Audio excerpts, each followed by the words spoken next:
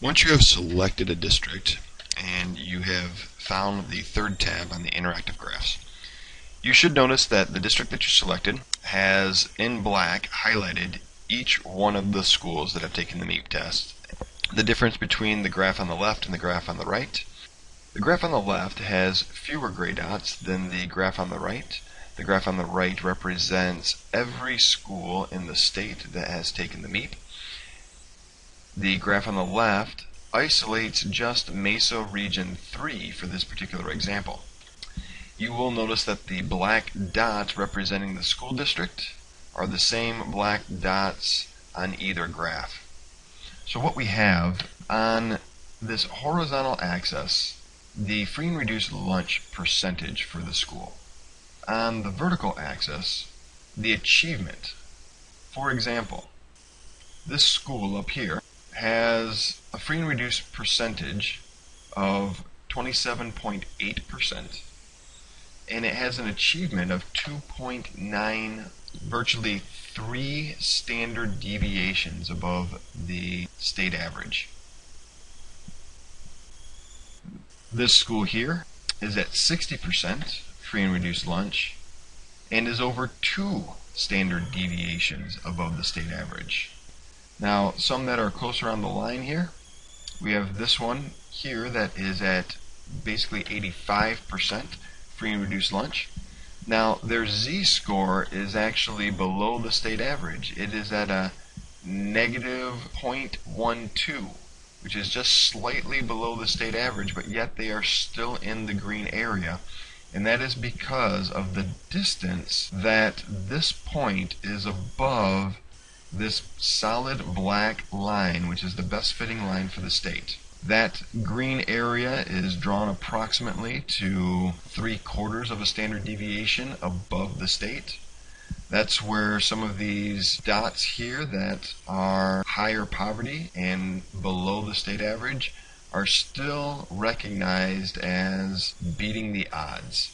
So these are the type of schools that you would see for MDE's recognition of beating the odds, because they are performing significantly higher than other schools with similar poverty.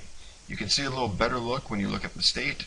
You can see that these couple of schools here, that there are others that are not in Region 3 that have scored just as well, if not a little bit better. But when you look at all the gray dots underneath, the bulk of the schools with 80, 90 to 100% poverty are significantly below where these two dots are that have landed in that green area. As you can see, the bulk of schools fall in this white region. So that would be about 60% of the schools fall in this white area here. This is just where we expect most schools to fall based on poverty. Not that we cannot overcome poverty, but it is one of the strongest indicators. In fact, if you look at the correlation up here, the R factor, this is representative of just how strong it is. If every one of these dots was directly on the line, that value would be a -1. As it is, it's a -0.87, which in layman's terms, just simply based on the poverty of a school or the free and reduced lunch count of a school, we can predict with 87% accuracy what their achievement is without even knowing their scores. So many of the schools here fall in this white area, this white band, which is typical of most schools in the state on how they perform versus poverty. And then you have just 4 schools that are falling in that red zone, which is a bit further below that 3/4 of a standard deviation below the best fit line, so they have made it into that red region. Now, to actually see how far each of these schools are above or below the line, that is the distance above or the distance below the line. The technical term for that is a residual. A residual literally is the vertical distance from where we would predict the achievement to be based on poverty and where the achievement actually is. So in this case, you'd have a negative residual. This case, you would have a significantly negative residual. And in all of these cases up here, you would have a significantly positive residual. Those points that are right on the line would have basically a residual that is very close to zero. When we slide over to the table, that is where we're going to see residuals. The ones that are colored red are those that are significantly below the state average. As we said, we saw 4 of those. Those that are just in the orange are slightly below the state average.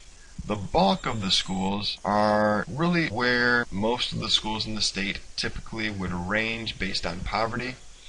You have one of these that is highlighted blue. They didn't quite make that 3/4 of a standard deviation above, but they were above the line, so we'll just call that slightly above the line.